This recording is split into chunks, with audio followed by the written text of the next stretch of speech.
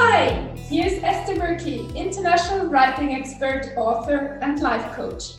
And I'm so excited to talk to Carolyn Palmy. She helps gorgeous empaths, sensitive souls, earth angels, and giving hearts to come back into the flow of love. She is also an award-winning author and speaker. Her first book, Conversations with Me, published 3 years ago, won a mention on Janie Love's Platinum Award list. Loving Conversations with Me, her second book, went on the Amazon bestseller list. Caroline lives in Switzerland with her 3 young adult children, a golden retriever, a cat, and 9 turtles in a location that allows her to be surrounded by nature. Welcome, dear Caroline. I'm so excited to hear your story. Thank you, Esther, for having me. It's always a pleasure to be with you. So, Caroline, what has been your turning point in your life and what happened? I actually had 3 turning points. Sometimes the universe needs a little shuffle. And so my first turning point was at the end of 2008 when my marriage ended. And a couple of months later, I was in my living room and looked around and I thought this is not me. The books are not me. The rugs are not me. The furniture is not me. And then I thought but what is me? Who am I? And I realized I totally lost myself. I tried to make this marriage work. I bent over backwards. I am a recovering doormat. And with 3 young children at that time, of course, I was giving myself up. So then that was the turning point of a journey within me of reconnecting who I am, setting up healthy boundaries, learning to say no, and just accepting and being more me. A second turning point was later on when I then had another relationship and that one ended. And I cried for 5 days. I was so sad. I thought, no one loves me. I'm unlovable. And no one wants to stay with me. And after those 5 days, really letting it all go, holding it all in from 45 years. And then I realized that I am needy of love. I am so clingy. That's why I always held on to unhealthy relationships far too long, because only when I was in a relationship did I ever feel loved or lovable. And that was the turning point of really connecting within and finding that love within. We all know it all starts within, but we all need those turning points when we finally sort of like, wait a second, this is not good. I can't just be with men just to feel loved. And then, I learned to accept myself, embrace myself, and be happy to be me. And also with that self-love from within, I felt worthy. I felt good about myself and that I am finally good enough. Because for me, it was so long, it's sort of, I'm not good enough, A couple of years later, I had a skating accident and really had a bad concussion and a whiplash. And it was a hard time because I could take pain medication, but it made me nauseous and nothing really helped. And then I reached out to friends and said, so what can I do? What holistic alternative approaches are there for whiplash and concussion? And then one friend mentioned EFT and pranic healing. And I thought, okay, never heard of those. Let's Google, let's find out. And that's then that journey of learning about that healing energy, about self-development in a way, you know, finding my purpose and my passion. And I finally stepped out of being a mom and learned all about healing, all about energy, all about chakras, and anything and everything that was available. And that brought me to here. Thank you for sharing. When you look back now, what helped you the most if somebody is in a similar situation? So if you're a people pleaser, bending over backwards, sort of rediscovering yourself again because you've lost parts of you, it's always good to remember a time before. For me, it was going back because I was together with my husband for 20 years. So I had to go back pre that time to my teenage years. What did I love there? What kind of music did I love?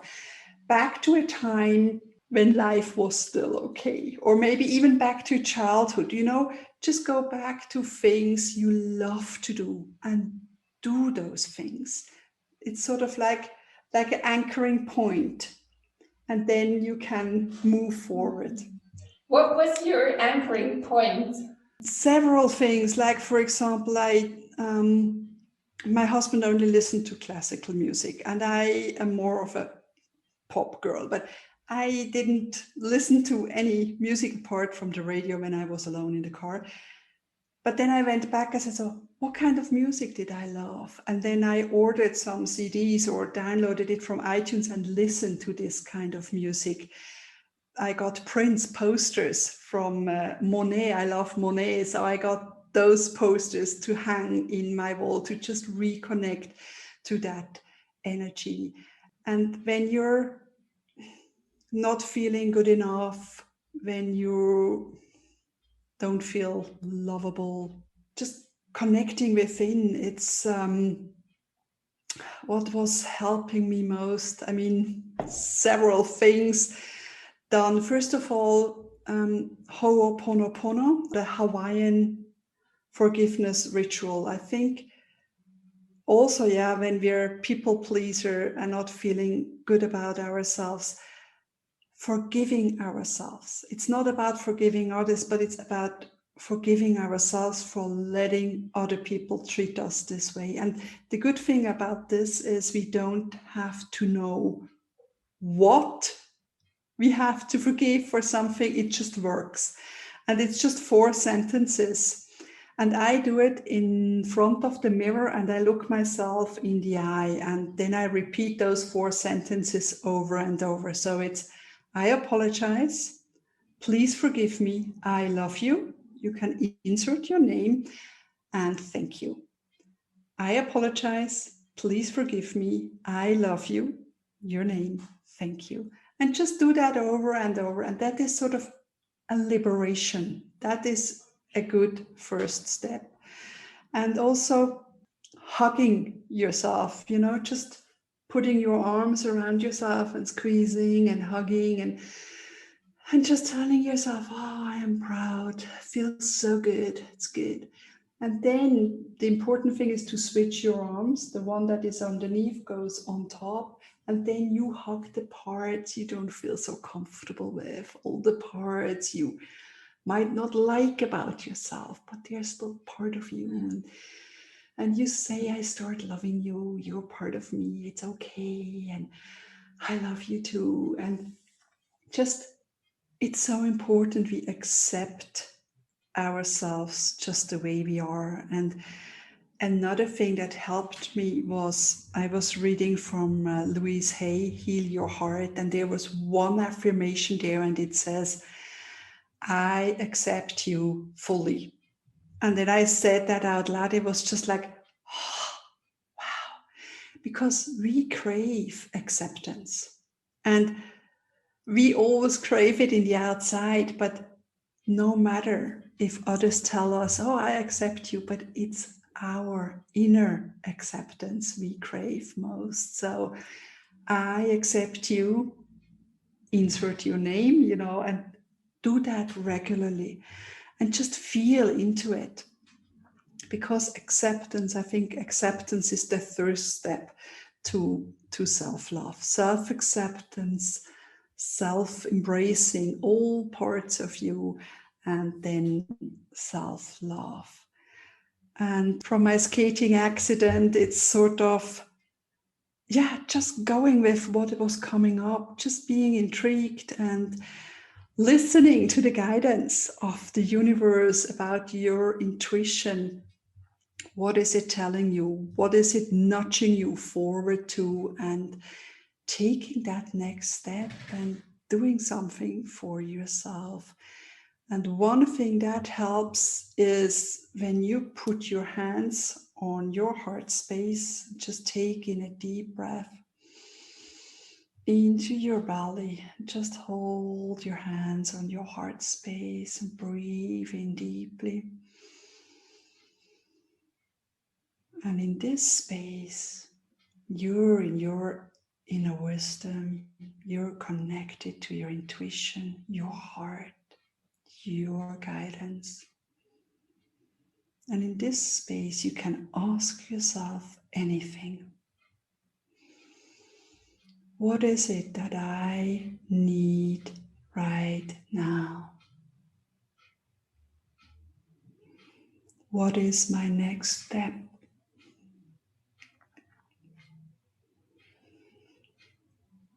What decision do I make now? And just hearing maybe in your inner ear, seeing in your inner eye, sensing in your body, or knowing. And just let the answer come to you. Take in a deep breath. What is it that I need right now? What is my next step?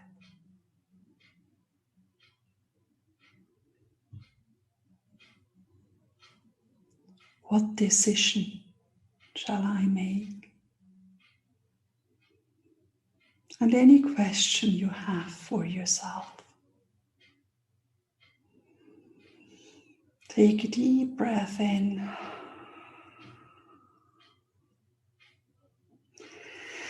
When you're ready, release your hands and open your eyes.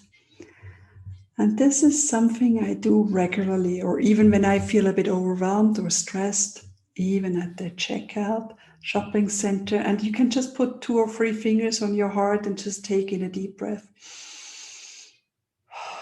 And it instantly brings you back to your calm space, your inner peace.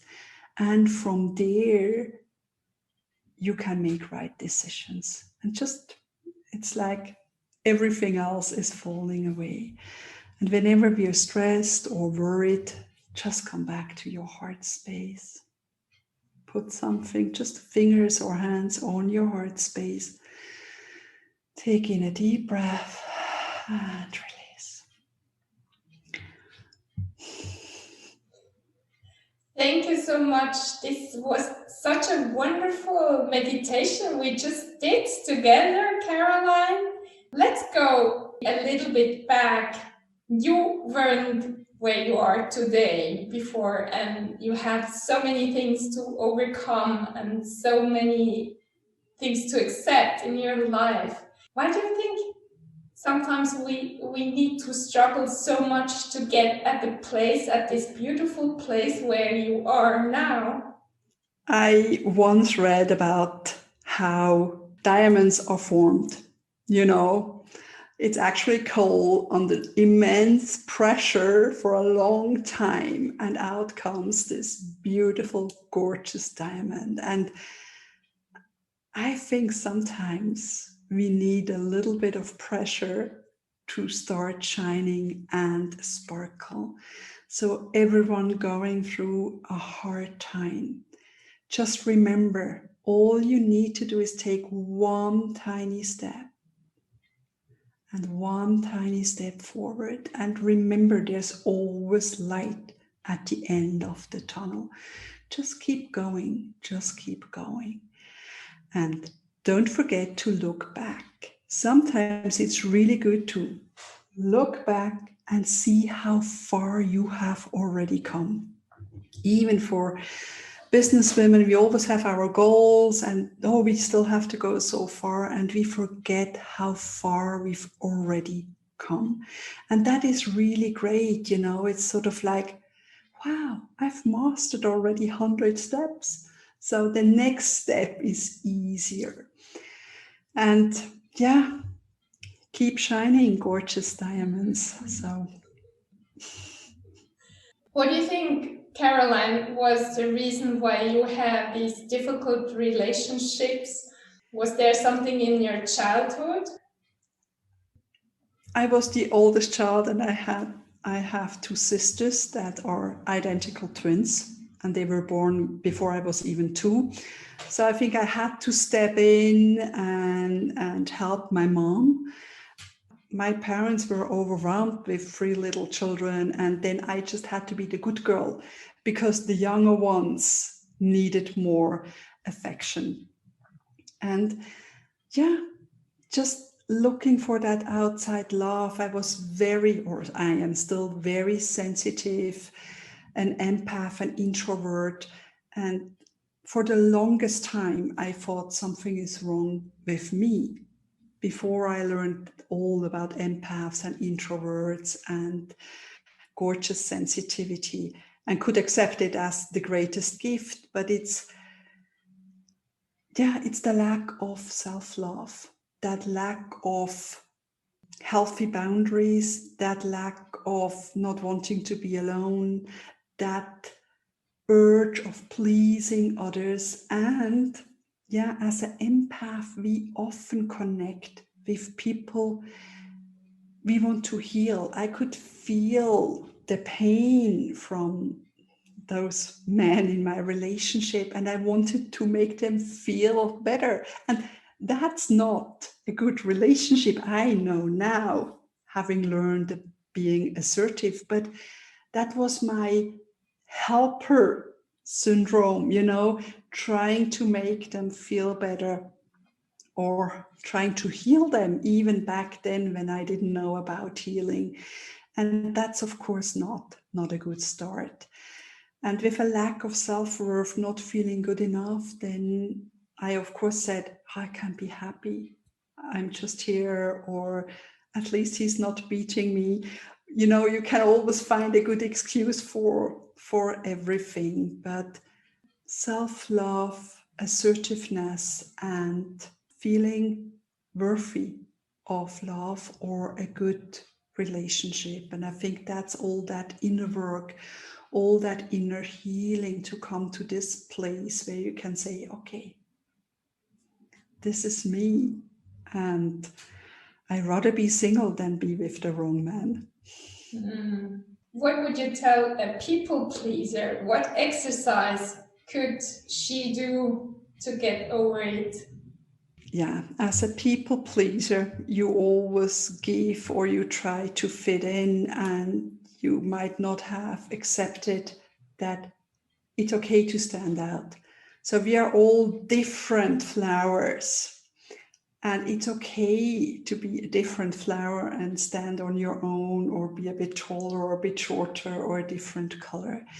And always remember that you can only give from a full jar. You can't pour from an empty jar. So take time to fill up your jar so you can give, and learn to say no. And the best advice was, I think it's always also from Louise Hay, when you say yes to others, just make sure you don't say no to yourself. So sometimes it's important to say no to others, so you say yes to yourself. And that's okay. People accept a no. And that's wonderful, because we can't always be there for others. We first have an obligation to ourselves. And it's not selfish, it's such more self-preservation, and knowing that when we take the time for ourselves and can fill up and recharge, then we can give more and be there for our friends. Wow, that was powerful. So where can people reach you, Caroline? Best through my website, carolinepalmy.com, and I'm also on Instagram and on Facebook with Caroline Palmy. You find me there, and yeah, happy to connect. What would be a last word you would love to give to our audience? You are so worthy of love, and you are worthy of your own love. Thank you. That was so beautiful. That was such a powerful message. I'm so happy that you taught us what you learned, how to overcome your struggles with self-love. So thank you so much, Caroline. Thank you for having me. Thank you.